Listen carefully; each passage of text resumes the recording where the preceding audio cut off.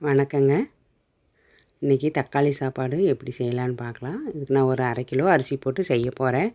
அதுக்கு ஒரு 100 மில்லி எண்ணெய் ஊற்றியிருக்கேங்க. ஒரு பட்டை,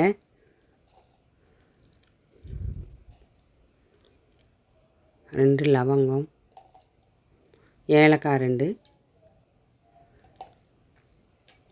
ஒரு அன்னாச்சி மொக்கு, பிரிஞ்சி இலை, கொஞ்சம் சோம்பு இதெல்லாம் போட்டுக்கலாங்க.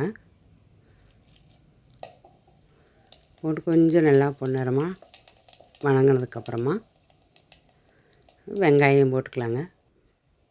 இதுக்கு ஒரு 3 பெரிய வெங்காயம் நான் கட் பண்ணி வச்சுருக்கிறேங்க.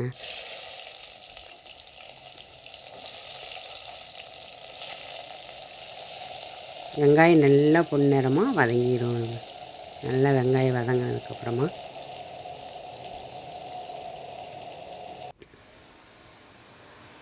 இதுக்கு ஒரு அரை கிலோ தக்காளி எடுத்துக்கிறேங்க. 1/2 கிலோ அரிசிக்கு 1/2 கிலோ தக்காளி போட்டால் நல்லாயிருக்கும். புளிப்பு கொஞ்சம் கம்மியாக வேணும்னு நினைக்கிறவங்க இன்னும் கொஞ்சம் தக்காளியை கம்மி பண்ணிக்கலாம்.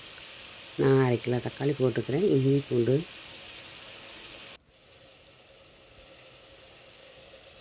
இந்த மல்லித்தலையெல்லாம் போட்டு நல்லா வதங்கினதுக்கப்புறமா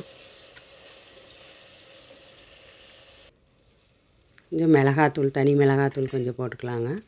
அது கூட நான் வீட்டிலையே அரைச்சி வச்சுருக்கிற இந்த சாம்பார் தூள் 1 ஸ்பூன் போட்டுக்கிறேன். இது இல்லாட்டி நீங்கள் கொஞ்சம் மல்லித்தூளும் மிளகாத்தூள் இதெல்லாம் போட்டுக்கலாம். கரம் மசாலா தேவையில்லை. நம்ம ஏற்கனவே பட்டை கிராம்பெல்லாம் போட்டு தாளிச்சதுனால அது தேவையில்லை. அரிசி போட்டுக்கலாங்க. 1/2 கிலோ அரிசிக்கு 1 லிட்டர் தண்ணி விட்டு தேவையான அளவு உப்பு போட்டு இதில் 3 விசில் விட்டு இறக்கலாங்க. அவங்கவுங்க அரிசிக்கு எவ்வளோ விசில் விடுவீங்களோ அந்தளவுக்கு விட்டு இது கிட்டத்தட்ட பிரியாணி மாதிரியே இருக்குங்க. இந்த வீடியோ பிடிச்சிருந்தா லைக் பண்ணுங்கள், கமெண்ட் பண்ணுங்கள். நன்றி.